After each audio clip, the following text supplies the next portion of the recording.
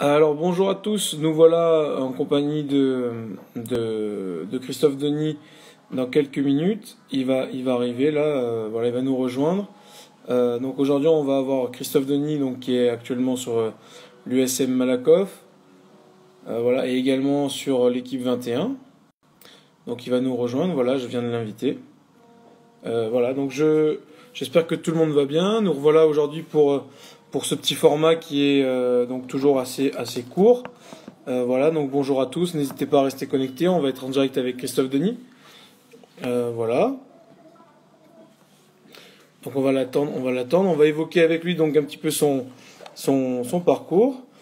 Et puis quand on va avoir son parcours, on va parler du thème principal du jour qui est le jeu rapide.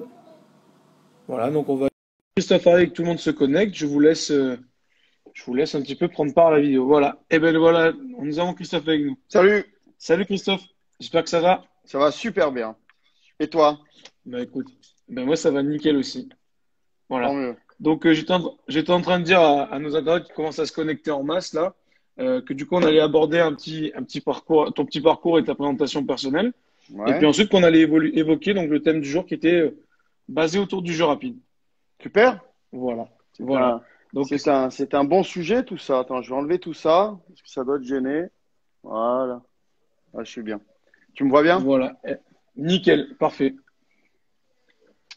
Donc voilà. Donc on va démarrer tout doucement. Donc tu vas pouvoir te présenter et puis évoquer un petit peu ton parcours et ton actualité.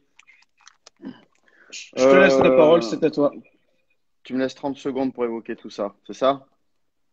Je te laisse le temps que tu as besoin. Je m'appelle Christophe Denis, je suis un entraîneur de basket.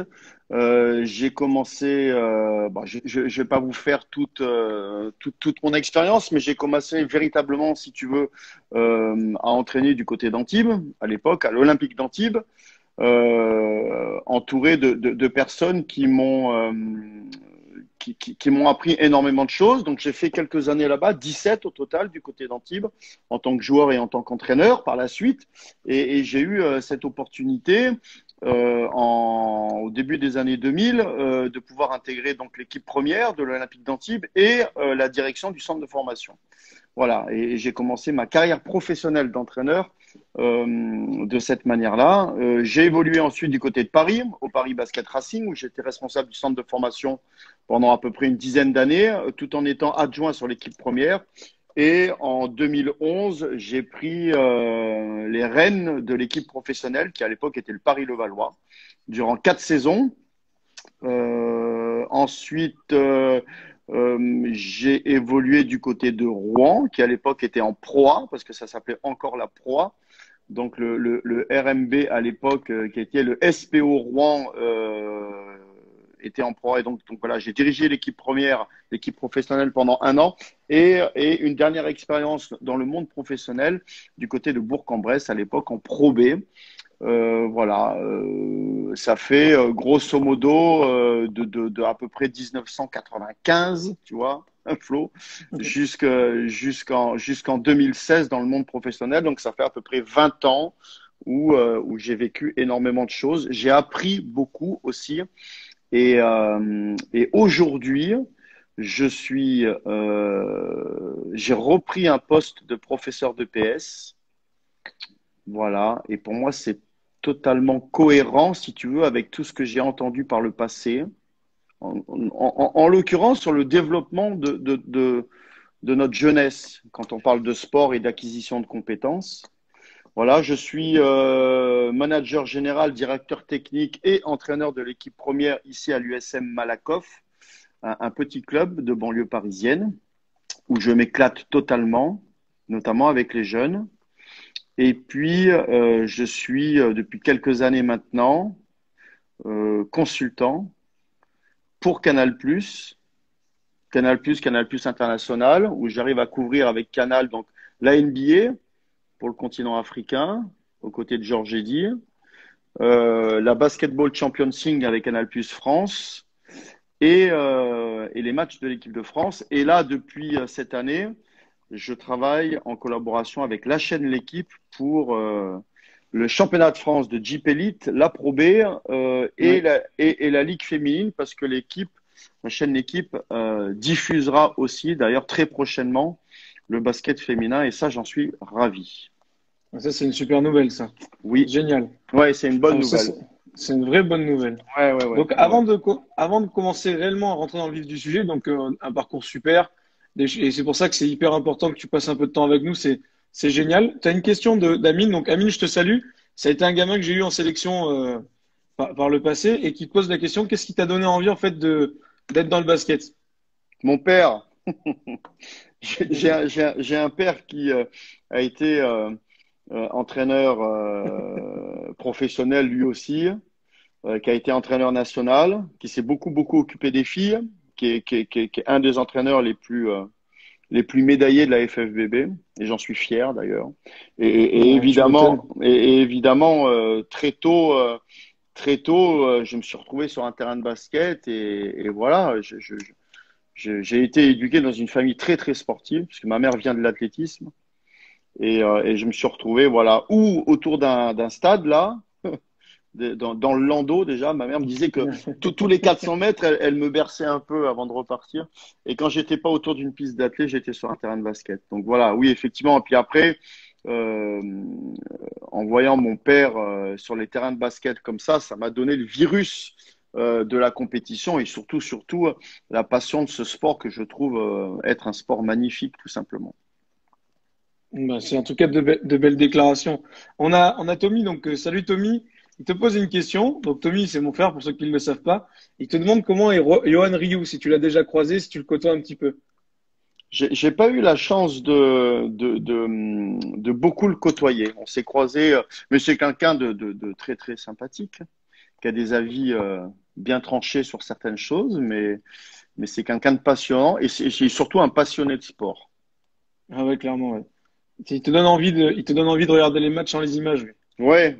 Et puis quand tu as le malheur de commencer un débat avec lui, tu as intérêt à avoir des arguments solides, mais ça peut prendre beaucoup de temps Bah, c'est cool. de On a débattre. Ami, ah bah, c'est génial. On a Amine qui te pose une dernière question et après on va démarrer le jeu rapide. Quel conseil tu pourrais donner par rapport aux sportifs? Plein. Il n'y en a pas un à donner. Il y a beaucoup de... C'est déjà de passer beaucoup de temps de consacrer énormément de temps, d'énergie à ce que l'on veut faire. Je reste mon père m'a éduqué comme ça. Il m'a toujours dit, pour obtenir quelque chose, il faut le vouloir déjà très fort et il faut travailler.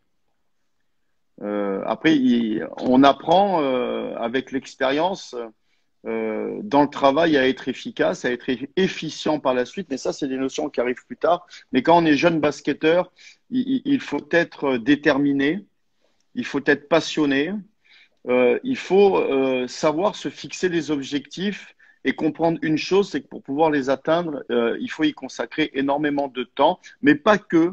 Il faut savoir aussi utiliser ce temps-là de manière efficace. Voilà. Mais il faut beaucoup travailler. Mais j'espère qu'Amine t'a entendu ce message-là et que tu vas continuer de travailler pour t'améliorer de jour en jour. Alors, par rapport au jeu rapide, on en a parlé un petit peu au téléphone il y a quelques temps, mais comment est-ce que tu définirais le jeu rapide et surtout quelle philosophie tu aurais autour de cela? Ben, on se rend compte finalement que, et heureusement d'ailleurs, que le basket, comme beaucoup d'autres sports, évolue dans le temps. Et on s'est rendu compte ces 50, 60, 70 dernières années qu'il y a quelque chose qui est flagrant et qu'on peut constater en regardant un match de basket, c'est la dimension athlétique des joueurs a considérablement changé. Hein, qu'on prenne des exemples dans le monde de la NBA, en Euroleague, en championnat de France ou même chez les jeunes, on s'aperçoit d'une chose, c'est que le jeu va beaucoup plus vite et donc beaucoup plus spectaculaire. Donc, et s'il y a bien une phase de jeu qui met clairement en évidence ce que je viens de dire, c'est le jeu rapide. Parce que le jeu rapide, c'est tout simplement la volonté finalement de jouer vite, d'amener le basket vers quelque chose de très spectaculaire. C'est aussi un paramètre, c'est aussi une phase de jeu qui met en évidence des choses fondamentales qui est de l'ordre de mouiller le maillot. Parce qu'on ne peut pas jouer du jeu rapide si on ne défend pas correctement. Donc ça donne du sens. Voilà ce que je pourrais dire du jeu rapide. C'est que c'est pour moi une phase qui est fondamentale dans un match de basket et dans ce que l'on veut mettre en œuvre sur un terrain de basket. Parce que c'est un critère qui nous permet de définir très clairement l'identité que l'on veut afficher de notre équipe, de notre jeu. Donc, quelles seraient les étapes clés à ton sens pour développer ce jeu rapide? Ou ces jeux rapides? Le jeu rapide. Après, le jeu rapide, il y a beaucoup de jeux rapides. Mais la première étape, évidemment, c'est l'entrée en possession du ballon. Moi, il y a quelque chose qui m'a marqué, tu vois, en discutant avec quelqu'un aux abords d'un terrain, qui m'avait dit, très souvent, on explique à nos jeunes joueurs, et même aux plus vieux d'ailleurs, qu'il faut défendre l'attaque. Quand on parle d'entrer en possession du ballon, il y a différentes manières d'entrer en possession du ballon. On peut encaisser un panier et faire une remise en jeu. On peut rentrer en possession du ballon sur un rebond défensif. On peut rentrer en possession du ballon sur une interception ou sur une balle perdue provoquée par notre défense, une balle perdue de l'adversaire. Mais la première étape, c'est comment on rentre en possession du ballon. Et moi, j'ai pour habitude de dire à mes joueurs, on ne défend pas l'attaque, on attaque l'attaque. Parce que avoir cette volonté et cette mentalité finalement de rentrer en possession du ballon le plus rapidement possible, ça nous oblige quelque part à nous concentrer d'abord sur notre défense. Et je pense que une équipe qui défend bien se débrouille très souvent pour rentrer en possession du ballon et faire en sorte que l'on puisse tout de suite exploiter le jeu rapide. Exploiter le jeu rapide, ça veut dire gérer le surnombre offensif et surtout, se retrouver dans des situations où on va quasiment systématiquement marquer sur jeu rapide. Hein, Okay. même si une fois sur deux, ou même peut-être plus, 2 fois sur 3, on se retrouve à faire du demi-terrain. Mais je pense que la première étape déjà, c'est d'essayer de développer chez nos joueurs cette volonté de rentrer en possession du ballon le plus tôt possible, d'accord, pour pouvoir justement, dès là où les 2-3 premières secondes, avoir la possibilité d'aller au lay-up. Donc presse tout terrain, mais même quand on défend sur le demi-terrain, Florian, moi je demande toujours à mes joueurs de se mettre sur les lignes de passe et si jamais on a le bonheur d'intercepter la balle, parce qu'on est sur les lignes de passe, tête de raquette à 3 points, on a déjà beaucoup moins de chemin à parcourir pour aller de l'autre côté marquer un panier et surtout, on empêche la défense d'organiser son repli défensif. Donc, tu vois, la première phase, c'est l'entrée en possession du ballon.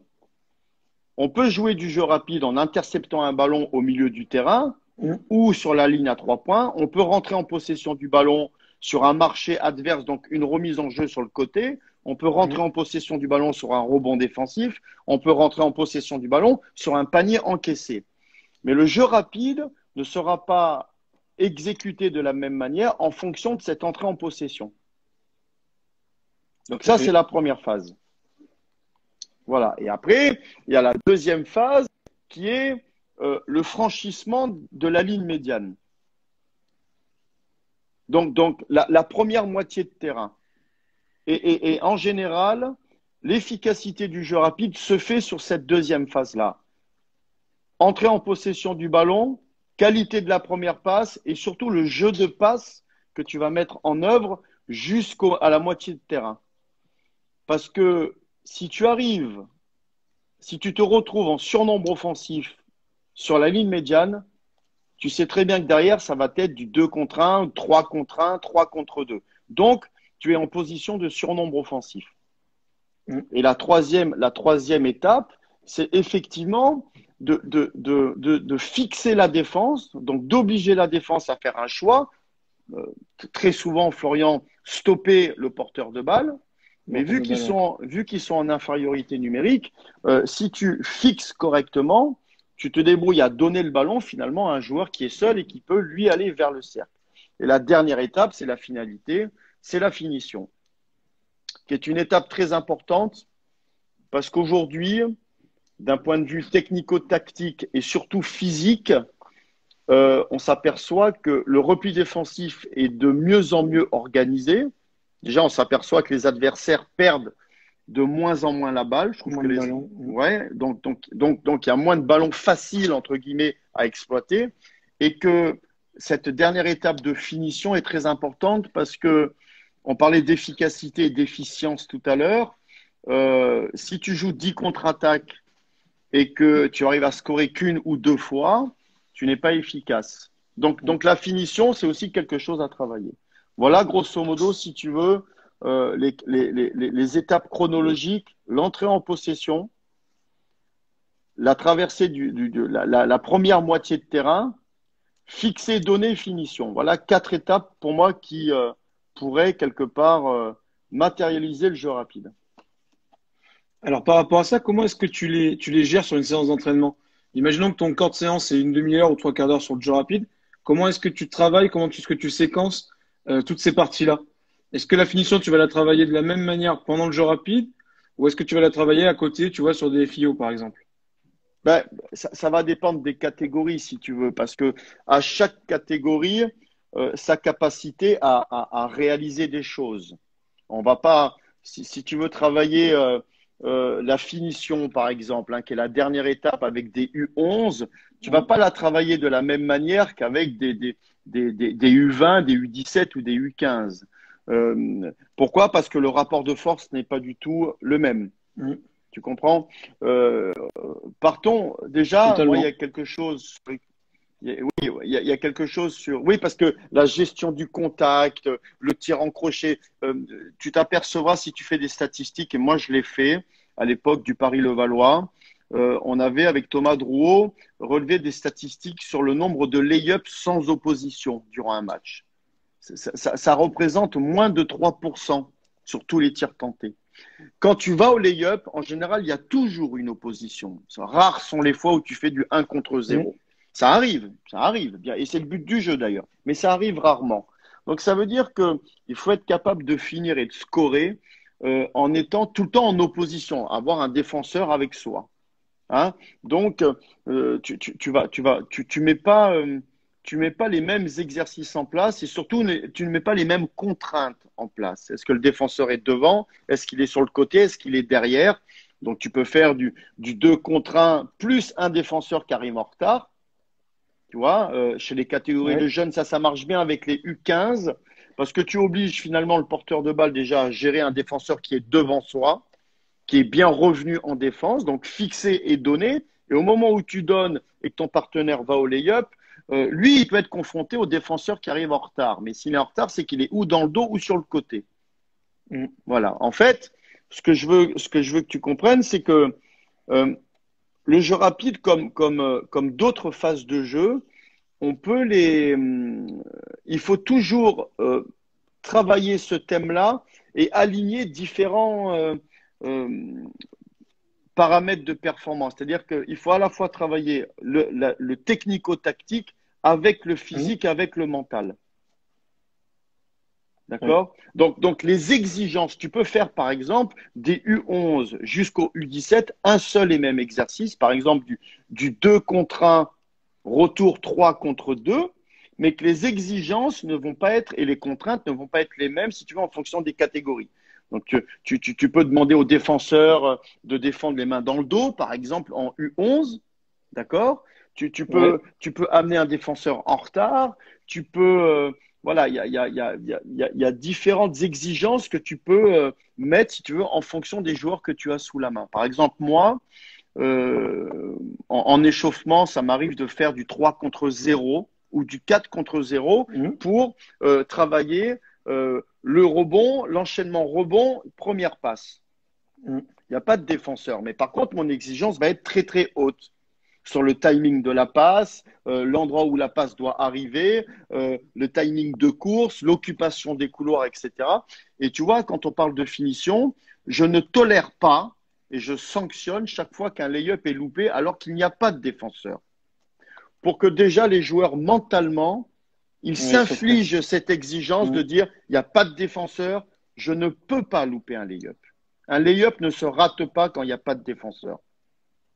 Ça, c'est un premier step, c'est un premier palier, si tu veux. Mm. D'accord? Voilà. Euh, c'est pareil, on parle de finition, mais l'enchaînement rebond, première passe, c'est la même chose si tu veux. Avec les U11, tu vas y aller crescendo. U11, U13, si tu veux, tu vas demander au défenseur qui a shooté d'aller toucher une ligne, la ligne de fond, pour que finalement la Mm. première phase de ta contre-attaque soit tout de suite en surnombre offensif. Pour que la première passe soit un peu plus facile, et voilà, tu vois, parce que c'est aussi important, vu que c'est une phase de jeu qui nécessite une grosse prise de risque, parce que tu demandes à tes joueurs finalement de s'exécuter avec beaucoup de vitesse, et tu connais le proverbe, il ne faut pas confondre vitesse et précipitation, Précipitation. mais il faut que le coach aussi, il apprenne à être tolérant et encourager ses joueurs, à prendre des risques pour plus tard obtenir un bon résultat. Donc il faut faire attention avec ces fameuses exigences de ne pas mettre la barre trop haut pour ces joueurs. Mais moi, tu vois, je suis confronté avec les gars de l'équipe première, hein, qui pour certains ont joué à très haut niveau, même en Euroleague. Hein. J'ai un joueur qui a joué en Euroleague, Thomas Laroukis. Euh, Mm. je peux me permettre d'être au plus haut en termes d'exigence. Ne pas louper un lay-up quand on est tout seul, la qualité de passe, le timing, l'occupation des couloirs. Voilà. Je pense que c'est des fondamentaux sur lesquels on ne peut pas on ne peut pas tolérer la médiocrité. Ok, ok. Avant qu'on passe sur la question d'Amine, justement, une petite question personnelle. Quand tu mets en place ton jeu rapide sur un rebond, comment est-ce que le rebondeur se positionne vis-à-vis de la contre-attaque? Est-ce qu'il prend le rebond et il met ses épaules face au panier adverse? Est-ce qu'il reste sur une position de rebond et le meneur de jeu va lui prendre la balle dans la main? Ou est-ce qu'il garde ses épaules parallèles à la ligne de touche? Comment est-ce que J'essaye, toi tu demandes quel repère mais tu donnes? c'est très difficile de demander à des U13, par exemple, au moment de capter la balle, hein, de tout de suite avoir ses appuis tournés dans le sens de la contre-attaque. Hmm. C'est utopique, mais même à très très haut niveau, tu fais un écran de retard avec quelqu'un qui fait 110 kilos derrière toi. Le plus important, c'est de prendre le rebond. Tu comprends? Oui. Par contre, pour faire en sorte que la première passe arrive très très vite, hein, que la balle puisse jaillir très rapidement, quasiment au niveau de la ligne médiane, au-delà de la ligne à 3 points en tout cas, je demande moi au joueur, et pas forcément à l'intérieur, le joueur qui prend le rebond, d'être en appui alternatif et d'avancer vers la balle. Et ça me semble important, si tu veux, au moment du box-out, l'écran de retard, hein, d'avoir suffisamment d'espace entre toi et le cercle, quand c'est Hmm. possible évidemment, pour avancer vers la balle au moment où tu l'attrapes, pour pouvoir avoir des appuis alternatifs, décalés, qui te permettent un pied de pivot et te tourner dans le sens de la contre-attaque le plus rapidement possible. Ok, Voilà ok. ce que je leur demande. Bah, Et toujours de garder la balle au-dessus de la tête. au-dessus de la tête. Ok. Hein, Ni- je refuse, si tu veux, cette première passe main à main avec le meneur de jeu qui vient sous le cercle pour monter la balle en dribblant. Moi, ce que je demande à mes joueurs, je t'enverrai un document que tu pourras mettre en ligne si tu Ouais, veux. avec plaisir. Voilà, il faut aller, tu vois, je l'ai noté. Bon, communiquer le tir et tout, c'est une chose. Contrôler l'adversaire direct sur un écran de retard. Aller chercher l'adversaire le plus loin possible du panier. Établir le contact dos en pivotant, en gardant un contrôle visuel optimal du jeu. Capter le ballon en avançant et se tourner dans le sens de la contre-attaque le plus rapidement possible. Mais ça, Bah, c'est nickel, on a dit. c'est qu'un seul paramètre, Flo. L'organisation des joueurs autour du porteur de balle est importante. Il faut donner des solutions de passe très rapidement au Ouais. joueur qui a pris le rebond. Sinon, la première passe, elle tarde à arriver. Donc, il y a une occupation des couloirs. Le joueur qui est côté balle, en général, je lui demande d'être entre la ligne à 3 points et la ligne médiane. L'ailier qui est à l'opposé, je lui demande lui de partir tout de suite en contre-attaque le plus vite possible dans le couloir opposé pour pouvoir recevoir la balle sur une deuxième passe et aller au lay-up. Hein. Le grand qui n'a pas eu le rebond, je lui demande de courir pas dans l'axe, mais légèrement décalé côté balle. Tu vois, pas dans l'axe panier-panier, mais 1 mètre, 2 mètres si dans le tu veux. 5, dans le Voilà, cinquième couloir, quoi. voilà, exactement. Le coude de la raquette, tu vois, cette fameuse ligne, le coude de la raquette, voilà. Ouais, dans Et l'enchaînement, là. pour que le joueur qui rentre en possession du ballon, donc le rebondeur, puisqu'on parle du rebond là, puisse avoir au moins 3 solutions de passe tout de suite. Et la dernière solution de passe, c'est le meneur de jeu. Ok. Ok. Nickel. Nickel, nickel. Donc, tous ces paramètres-là, tu les auras sur le document que tu vas nous faire passer? Oui. C'est nickel. On aura encore plus de précision, c'est super. On a Amine, donc, du coup, qui te pose comme question, quelle est la différence entre mettre de l'opposition et ne pas mettre de l'opposition? Est-ce que la finition reste la même? Alors, je pense que ce qu'il voulait dire, c'est selon le degré d'opposition et l'endroit où l'opposition va intervenir sur le porteur de balle, est-ce que tu préconises les mêmes finitions? Non, bien sûr que non, parce que quand tu ne fais pas d'opposition, c'est du 1 contre 0. La finition, c'est un lay-up classique. D'accord? Mais la grande différence entre mettre ou ne pas mettre d'opposition, c'est que tu rajoutes, quand tu mets de l'opposition, tu rajoutes ce qu'on appelle la lecture de jeu. Parce que tu travailles finalement cette notion de fixer donné. Tu fixes la défense et tu donnes. On est dans le cadre du jeu rapide. 2 contre 1, 3 contre 2. Sur le 2 contre 1, moi, je commence toujours mon exercice par jeter la balle sur la planche. Le défenseur est au milieu du terrain. Au moment où la balle touche la planche, il sprint de la ligne médiane. Hein. Il est extérieur terrain, ligne médiane. Il sprint dans le rond central, il met ses 2 appuis et il revient en défense. Donc, il est dans l'axe du terrain. J'insiste sur le fait que les 2 attaquants doivent être, eux, dans les couloirs latéraux, très, très larges, pour obliger la défense, à un moment donné, à faire un choix. Et un choix qui puisse tuer la défense. C'est-à-dire que s'il vient stopper la balle, il n'y a plus qu'à donner la balle au joueur qui est libre pour qu'il aille au panier. Il n'aura pas le temps de revenir sur ce deuxième joueur. Par contre, si les joueurs, sur l'occupation du couloir, ils sont dans l'axe, ça devient très facile pour le défenseur, finalement, de contrôler les 2 joueurs. Plus ils sont larges, plus c'est difficile pour lui, tu comprends? Donc, le fait de rajouter de l'opposition, non seulement, effectivement, tu travailles une finition qui est différente parce qu'il faut gérer un défenseur qui peut venir au contre, qui peut venir gêner le tir. Donc, les tirs ne sont pas les mêmes, tu comprends? Hein, les tirs avec opposition, ça peut être mettre un contact avec l'épaule, dégager sa main, si tu es à gauche, dégager sa main gauche pour faire un tir en crochet. Ça peut être un flotteur, ça peut être finalement passer sous le cercle pour aller faire un panier, un layback, etc. Bon, ça veut dire, c'est plein de choses. Mais je pense que avec l'opposition, finalement, la chose que tu travailles le plus, c'est fixer données. Fixer données pour avoir un tir facile derrière. À 3 contre 2, c'est encore plus difficile. Et après, tu peux faire du 3 contre 1, 4 contre 3, ou du 3 contre 2, 5 contre 3. Mais là, on est plus sur une notion de jeu rapide à 5 et on arrive, si tu veux, sur quasiment du jeu de transition.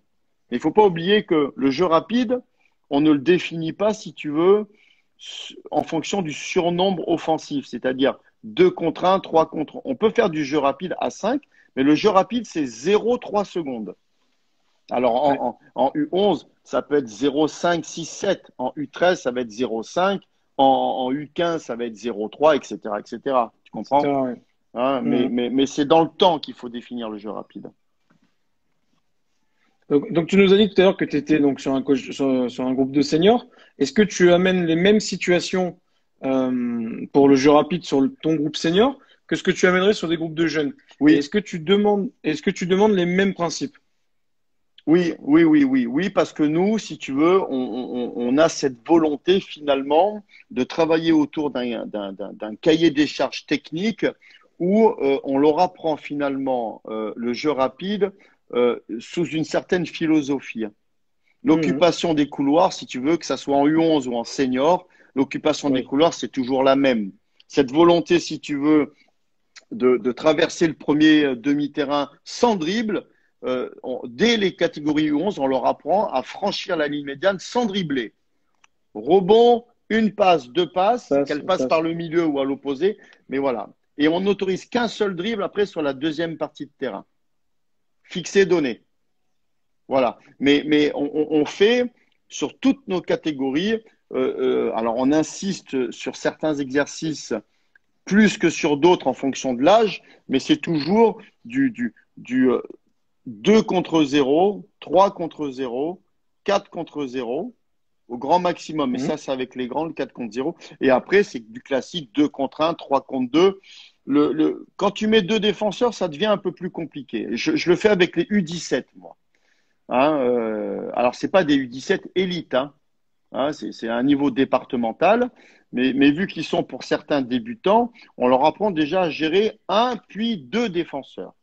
Et on s'arrête là. Je ne fais pas de 4 contre 3 parce que leur niveau ne leur permet pas de gérer autant de paramètres. Donc, on fait des choses classiques, mais le 2 contre 1 que je fais avec les U13, par exemple, c'est le même exercice qu'avec les seniors qui évoluent il y a quelques années en N3 et maintenant en pré-national. Mais par contre, il y a des choses qui changent. Athlétiquement, ça va plus vite, donc le repli est mieux organisé, il y a plus d'expérience. Donc, il faut leur amener d'autres choses, si tu veux, sur la fixation, la qualité de passe. Y a plein. Je te parlais de prépa physique tout à l'heure, mais c'est vrai que quand tu veux développer le jeu rapide, si tu veux, il faut aussi développer leur capacité à prendre des décisions rapidement. Donc, c'est pas que du basket, si tu veux. Il y a aussi des exercices de prépa physique qu'on met en place, si tu veux, pour développer leur capacité même à anticiper, voire même à créer un déplacement défensif pour pouvoir l'exploiter. Chose que les U11 et U13 sont incapables de faire, en tout cas à notre niveau à Malakoff. Ok. Est-ce que tu as des situations de jeu dites favorites pour développer le jeu rapide, ou est-ce que vraiment, sincèrement, tu peux prendre l'exercice le plus classique et rester là-dessus pendant des semaines entières? Je reste sur du 2 contre 1, 3 contre 1, 3 contre 2. Je reste là-dessus parce que alors après dans le déroulement de ces exercices-là, il y a des coachs qui arrivent à trouver des petites choses, une organisation qui fait que ça peut être un peu différent. Mais moi, je trouve qu'il y a suffisamment à travailler au travers de ces exercices-là sur les fondamentaux pour aller chercher autre chose, si tu veux. Et je crois en deux choses qui sont pas forcément d'ailleurs cohérente. Je crois en la répétition, pratiquement les mêmes situations, jouer dessus. Je pense qu'il faut répéter les choses, ça devienne un automatisme. Tu comprends? Donc je reste principalement là-dessus et je travaille aussi beaucoup le 1 contre 1. Parce que c'est la finalité. Fixer, donner, c'est un rapport de 1 contre 1, la fixation. Fixer, donner, fixer, passer, aller au lay-up. Tu vois, donc je reste là-dessus. Ok. Pour conclure et pour que les coachs et puis que tout le monde, tous les gens qui regardent les vidéos là, puissent un petit peu se faire sur la philosophie, si tu voulais vraiment ressortir des points clés de ta philosophie sur le jeu rapide, qu'est-ce que tu aimerais amener aux gens comme petite patte, tu vois, ta patte à toi? Je pense que le plus important, c'est les fondamentaux individuels. Je pense que, tu vois, on va parler de manipulation du ballon. Le jeu rapide ne peut pas être efficace à partir du moment où les joueurs ne maîtrisent pas tous les fondamentaux du basket. Et le premier point, c'est la manipulation du ballon. On a parlé de rebond défensif, c'est une manipulation. Une passe, c'est une manipulation. Poser la balle au sol de manière efficace et efficiente, c'est une manipulation. Donc, avant de parler d'intelligence de jeu, de lecture, etc., je pense qu'il faut être très… Attends, je suis en train de chercher une fiche. Très à cheval sur les fondamentaux individuels. Après, il y a des fondamentaux collectifs. L'occupation des couloirs est pour moi fondamentale aussi. Mm. Savoir s'organiser sur une… parce que c'est transiter, hein, transiter de la défense vers l'attaque. Tac. Et je trouve que l'efficacité d'une contre-attaque réside évidemment beaucoup dans l'occupation de l'espace, donc l'occupation des couloirs et comment on va courir ensemble, que ce soit sur du 2 contre 1, 3 contre 2. Donc les fondamentaux individuels, être capable aussi de poser la balle en ayant la tête levée, Tête levée, droit ouais. devant soi, etc. La qualité de passe, etc. Il faut énormément travailler les fondamentaux. Sinon quand tu vas mettre un exercice de 2 contre 1, je pense que tu l'as vécu, Flo, tout le monde l'a vécu, moi je l'ai vécu, c'est beaucoup de balles perdues. Et quand la balle elle n'est pas perdue, les passes elles sont hors timing parce que le joueur il a dû déjà résister à une pression défensive ou la passe elle n'était pas bien, etc. Donc voilà. Donc, je pense qu'il faut vraiment mettre l'accent là-dessus. Et puis, la dernière étape, c'est effectivement la lecture de jeu. Parce qu'on parlait de fixer données tout à l'heure, mais il Mm. faut savoir reconnaître des situations. Il faut savoir aussi reconnaître le comportement de la défense, du défenseur ou des deux ou des trois défenseurs. D'accord? Et pour pouvoir exploiter justement ce que toi, tu as réussi à provoquer chez la défense de par ton occupation des couloirs, de par l'action du porteur de balle, de par ton jeu de passe, la défense, elle va s'adapter. En général, elle suit la balle. Tu sais que sur le repli défensif, il y a quelque chose qui a été matérialisé par des logiciels. Quand tu mets un logiciel au-dessus d'un terrain, c'est qu'en général, la défense, quand elle a fini d'attaquer, elle est éclatée sur le demi-terrain. Ouais. D'accord? Et que quand elle revient en défense, elle se regroupe au milieu du terrain pour pouvoir, à la fin, sur le demi-terrain défensif, éclater à nouveau. Tu vois, ça fait une espèce de 8 comme Ouais. ça, là. OK? 8, Donc, ouais. voilà. Donc ça aussi, c'est quelque chose qu'il faut leur mettre dans la tête, de dire, voilà comment, en général, la défense, elle replie. C'est pour ça que c'est important de courir dans les couloirs. C'est pour ça que c'est important, moi, j'insiste, une contre-attaque, elle est toujours menée sur un côté, jamais dans l'axe, pour pouvoir obliger la défense à faire un choix et à stopper la balle. Et à partir du moment où tu as obligé la défense à choisir un côté, donc le côté fort, forcément, à l'opposé du ballon, c'est libre. Tu vois? Donc C'est vrai. voilà. Et bon, après, c'est pour ça que je te parle de répétition au fil des années comme Mhm. ça. C'est qu'au bout d'un moment, les joueurs, quand ils arrivent en U15, U17, ils ont tellement vécu de situations de jeu rapide, entre autres, qu'au bout d'un moment, ils sont capables de provoquer les choses pour pouvoir exploiter derrière. Ok. Voilà, Bah, mais nickel. c'est comme, t'aurais pu venir me chercher aujourd'hui sur un autre thème, je t'aurais dit la même chose. La première chose, et aujourd'hui, on se rend compte que nos jeunes joueurs, quand ils arrivent sur des catégories seniors, on se rend compte que finalement, euh, beaucoup d'entre eux ne maîtrisent pas les fondamentaux. Les Ouais, fondamentaux c'est clair. individuels liés à la manipulation du ballon, entre autres. On n'a pas parlé de défense aujourd'hui, mais voilà. Tiens, Amine, il pose une question. Ben, À quel moment la contre-attaque se justement, déclenche? voilà. C'est ce que j'allais te poser comme question, justement. On a dit on n'a pas parlé de défense, mais justement, cette question-là, qu'est-ce que tu dirais? Ben, tu vois, alors basiquement, beaucoup d'entraîneurs te répondraient ah ben, à partir du moment où tu rentres en possession du ballon. Mais je Mhm. reviens sur ce que je t'ai dit en introduction.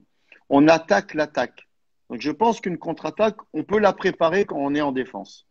Et je pense on doit anticiper Mhm. l'entrée en possession du ballon et provoquer justement une perte de balle adverse pour pouvoir justement, dès l'entrée en possession du ballon, être déjà quasiment de l'autre côté du terrain pour aller marquer. Donc je pense que une contre-attaque se déclenche dans les premières secondes de notre possession défensive. Voilà. Donc, Amine, tu as ta réponse, la réponse de Christophe. Regarde, Christophe, qu'est-ce qu'on peut te souhaiter? me Vas-y. souhaiter, oh là là, une dernière chose avant de parler de souhait. Vas-y. Euh, Vas-y. Tu vois, quand il y a beaucoup d'équipes, quand ils sont en retard de 15 points derrière, les coachs Mhm. prennent temps mort et très souvent, tu vois des équipes qui reviennent en sortie de temps mort et qui se mettent en presse tout terrain. Oui. Parce qu'ils ont 15 points de retard. C'est quoi l'idée de tout ça derrière? c'est tout simplement de dire, les gars, on n'a plus d'autres solutions, il reste 5 minutes à jouer, on est à -15, -12, -10. Il faut Faut qu'on récupérer les revienne. ballons le plus vite possible et aller marquer sur jeu rapide. Donc Ouais, voilà, c'est pour ça. Là, l'équipe, elle se met en mode j'attaque l'attaque et je ne subis plus. Voilà mon petit Flo. c'est vrai. C'est vrai. Ben, c'est gentil en tout cas de tout ça. Qu'est-ce qu'on peut te souhaiter justement pour l'avenir là? D'intervenir le plus souvent possible sur SF Connexion Sport, que le basket puisse être visible, j'espère, par le plus grand nombre sur nos chaînes de télé, notamment la chaîne L'équipe, parce que ça fait quand même très très longtemps, Flo. Je ne sais pas si tu regardais Ah le ouais. basket à l'époque quand c'était sur France 2, mais ça fait très longtemps que le basket n'est pas en clair là-dessus. Donc voilà, ce qu'on peut me souhaiter à moi, c'est de voir le basket rentrer dans les foyers, qu'il soit de plus en plus pratiqué, que les coachs aient cette farouche volonté de faire progresser leurs joueurs. Moi, quand je vois Mm. ça, je me suis en pleine forme. Ben, c'est génial alors. Eh ben, on te Voilà. souhaite que du bonheur alors. Oui, Et allez voir merci sur Flo. l'équipe. Allez voir sur l'équipe, là, allez voir les matchs. Les commentaires sont bons, en plus, vous allez vous régaler. Ouais, Voilà. on essaye Merci d'être beaucoup, bon. Christophe. Merci Bah à oui. toi, Flo. Merci à toi en tout cas. Et puis, pour répondre à ta question, le souhait d'intervenir enfin, le plus possible, ça sera avec grand plaisir. C'est ça. Ah ben, tu pourras toujours compter sur moi, tu le sais bien. Mais je sais, c'est pour ça que je t'ai contacté. Merci beaucoup. À très Merci vite. Flo. Merci. À très vite. Salut. Allez, à très vite. Ciao, Ciao, ciao. ciao.